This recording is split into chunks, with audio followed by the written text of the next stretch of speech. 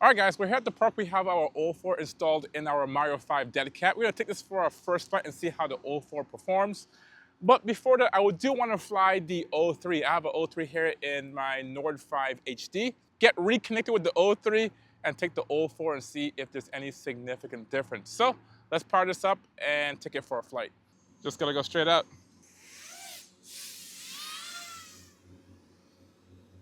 All right, this is O3. We have some construction workers over here. This drone here was doing a great job when I last flew it. Still looks good. We're at 44, 45 megabits per second. Let's go a little lower here. You can see the wind right here by the trees. And over here has a hard time. 14, 21. It's pretty low. But yeah, really low over here. But you can see the image right there. Not bad. O3 is still pretty impressive, guys. It really is. There's your image quality, 50 megabits per second. Still looking pretty good. It handles the light pretty good. Exposure looks pretty good. Jeez. All right, let's go a little further away. All right, here we go. Pretty far. What are we looking at? 22. Link quality still looks pretty good. The wind is picking up, guys. All right, so here we go. I'm having some issues here with the link quality. Link quality is dropping. 11, 12 megabits per second. All right, almost got a fail safe. We'll go up a little bit. 26 megabits per second. 18, 16. Pretty bad. 11. Image is still good. It knows where home is. Has my speed. This drone is amazing, guys. It's been a while since I flew it, but not bad. All right, let's land this thing. We'll put the O4 on and see if there's a dramatic difference in image quality. I suspect there will be a huge change because this is like 720p. All right, 7 minutes, not bad. All right, so here's the O4 right here. Got a battery on it. Let's plug it up, do the same thing, try to sync the image and take it for a flight. All right, just off the rip here, it looks different, but this is significantly clearer. All right, let's go for a rip. Dude, this is crazy how much more clear it is. Dude, it makes sense though, 1080p versus 720. The grass, the blades, they just mowed the lawn, but all right, 60 megabits per second. Let's go immediately over here by the harder location. I don't know if I trust this antenna, this receiver anymore. All right, 28, 35, 45. It's doing better. It's not in the 20s, 34. And obviously in the Goggles 3, I couldn't record that. I'm sorry, the Goggles V2, I couldn't record the screen, the OSD, so that's why I was calling it out. But here you can see it right here, 29, 30. It's easily 10 or so megabits per second clearer or more information than the Goggles V2 with the O3. There's the wind we talked about earlier. This drone flies amazing. This is the Mario 5. And yes, I know I have two crosshairs on here. You could ignore the one on the left. As I said before, I don't really necessarily trust the receiver, the ARCs in this drone. Link quality is holding up. All right, let's get 60 megabits per second. Wow, this is, okay, there's some, there's some RX signal. The radio said it. But here we are, 27, 31. The data feed from the O4 is a lot better. 43. It's so much clearer. You got guys doing work down here. They're at lunch now. But look at the image, guys. It is so much clearer. Even with these box style budget goggles, look at the grass, guys. The twigs, everything.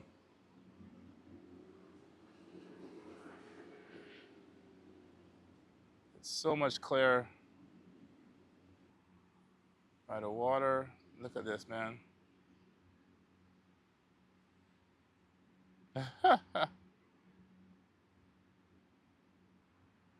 We came here earlier, almost smacked the ground there. But you can see it looks so much better. Here we go, same place as earlier. Yeah, it's night and day. I hate using that terminology, but you can see it. It looks so much better.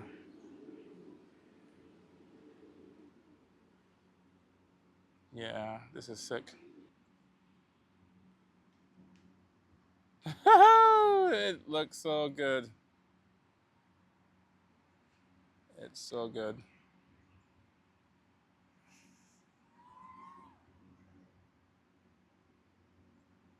Let's go a little higher. I should have done that with the other one too. And just take a look at the image here.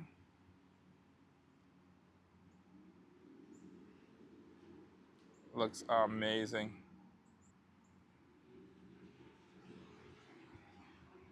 This drone is crazy good. Look how stable that is. Let's bring it in. Let's turn that off. All right, 6 minutes, nothing crazy. All right, guys. O4, not too bad, man. Really impressed with the image. Obviously, 1080p going to the goggles. I'm using the goggles N3, and it's obviously more robust. The first thing I noticed was just the image clarity, how clear it was. You can see all the blades in the grass. Really impressed with this. Overall, yeah, I'm gonna go back to the studio, put the SD card in my computer, and then pixel peep the DVR recording on both of them and give you my final opinions on the O4. Okay, so we're back from our flight test, and the O4 Air Unit Pro did a pretty good job. Not only did it look better than the O3, but it also had higher bit rates in similar areas. Now, I did fly my test here with two separate drones. I have one here, the O3 and the Nord 5 HD. Pretty cool drone with GPS. And I did fly this with the Goggles V2. Now, moving on to the O4 Air Unit Pro, I flew it with the SpeedyBee Mario 5, and this one here is the Dead Cat version. And I flew it with the Goggles N3, which supports O4. Now, my first flight here was with the Nord 5 HD.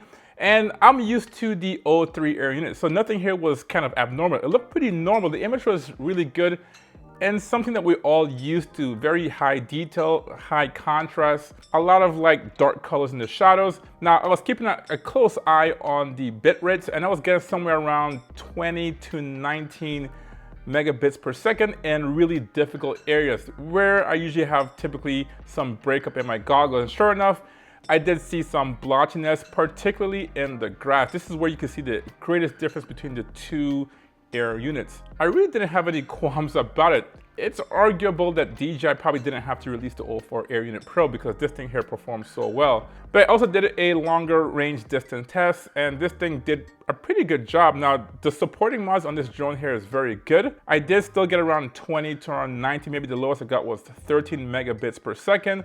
But I could still see my way, and I could still maneuver around trees and obstacles. It even got to the point where there really wasn't any stuttering or delays in the image. It just kind of got a little bit blotchier. This thing works pretty well, guys. O3 works pretty good. So if you actually have O3, there's really no need to upgrade your drone immediately. This thing performs very, very well. Now, I did fly this afterwards. The second flight was with the actual SpeedyBee Mario 5. This one is a Dead Cat version, so it doesn't show any props in view. And guys, as soon as I put the goggles on and I took off, there was an immediate improvement in image quality, guys. Now, I was flying this in the 4:3 aspect ratio, and with the O3 I was in 16:9. So there's a little bit of a difference there in the goggles, but I could immediately see the difference in clarity, guys. Just taking off, I could see the sky a lot better. In the O3, it wasn't that bad. It's just that it was kind of blown out a little bit more. And it's hard to say, it's kind of like a washed out look. But with the O4, you see more vibrant blue colors in the sky with the clouds. There's more dynamic range with the O4. And that's kind of expected with a bigger sensor here and an improvement with the algorithm in this O4 here. But took off, flew low to the ground, and I could see almost like every blade in the grass, guys. It was kind of impressive and spectacular. Now, I did go back to the same challenge in RF area, and instead of getting like around 19 to 21 megabits per second, I was averaging around 30 to 34 megabits per second in the same area. So it increased in data rate going to my goggles. And as I said before, it makes sense, right? The stream from the O3 to the goggles is around 720p image. That's all it can do. But using the O4 transmission system, we're transmitting at 1080p. So you're gonna have an increase in resolution going to your goggles if your goggles support it. Obviously, we do have a 1080p screen in our goggles N3, but this thing also transmits a 1080p image. So just look at the image, you're gonna have better resolution going to your eyes. But I did also pixel peep with the DVR, both with the goggles and especially with the onboard DVR here. And I hate using that example, but it's like night and day, guys. There is a significant increase in quality. If you are trying to do some more cinematic work, you technically don't have to include an action camera. And these two drones, they're 5-inch drones. They're both capable of having or mounting an action cam to the front here. So that is possible with these drones here for sure. But if you want to have a lighter, more efficient setup, then O4 is the way to go. There obviously is an increase in penetration, obviously bit rate. So this one here is a little bit more robust. Now, as far as stabilization, this is one of the reasons why I flew this in the 4:3 aspect ratio, because I did have intentions of putting this into gyroflow, and it worked pretty much flawlessly, guys. Very smooth image. Now, I did run into an issue with this one. Initially, I did put this into the widest field of view. I want to say there's normal, wide, and I want to say it's called super wide or something like that, or ultra wide. I think it's super wide. And in super wide, I didn't get any gyro data, so that was kind of a wash. So I did come back, change it to wide field of view, and I did get gyro information, and it worked perfectly in gyroflow. Now, I don't know if this has to do with my goggles. I doubt it's the goggles, but I do think that the lens correction on this camera isn't the perfect thing, because even when I put it into gyroflow, there's still some bending or warping with the image. Now, this has the same field of view as the O3 Air unit, but this one seems to be a little bit more warped, more like a fisheye effect on the O4. So I do think they may have to work on that a little bit, so that once you put this file into gyroflow, that lens correction is a little bit stronger. And obviously you can change the intensity of it as well, but it seems like it could be stretched up just a little bit more. Besides that, the O4 did a really good job, guys. It really outperformed what I expected. It's really impressive what they're doing with these cameras, and DJI is pretty much leading the way with resolution and penetration when it comes to FPV, guys. I don't think any other manufacturer can come close when it comes to image quality in the camera. And the fact that they're doing it both in the DVR and in your goggles, it's totally impressive. So it's gonna be interesting to see what DJI does with the O5, but maybe they can have maybe lower latency. We'll see about that in the future. So talking about that, I did not test race mode only because the O3 doesn't have that. And this was pretty snappy by itself in just in normal mode. But if you do put this in race mode, you are gonna have a decrease in resolution, but you are gonna have a lower latency going to your goggles. Now, I'm not a racer by any means, and plus I'm using the goggles N3, so we're looking at around 19 milliseconds going to the goggles here, opposed to around 15 or 13 milliseconds if you have the goggles 3.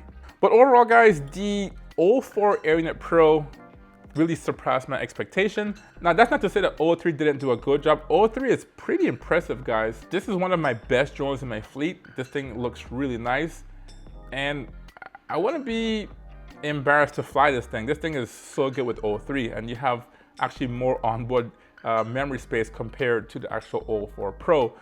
But if you want to do some serious work or take your work to the next level, O4 Pro is the way, guys. Now, if you're trying to even take it to the next level, I would recommend you get some ND filters to adjust the light going to your camera. I have some here by Freewell, and I'll be doing a video on this in the next video. So if you want to see that video, hit that subscribe button there for you to be notified whenever I do drop that video. So thanks for watching, and I will see you in the next video. Peace.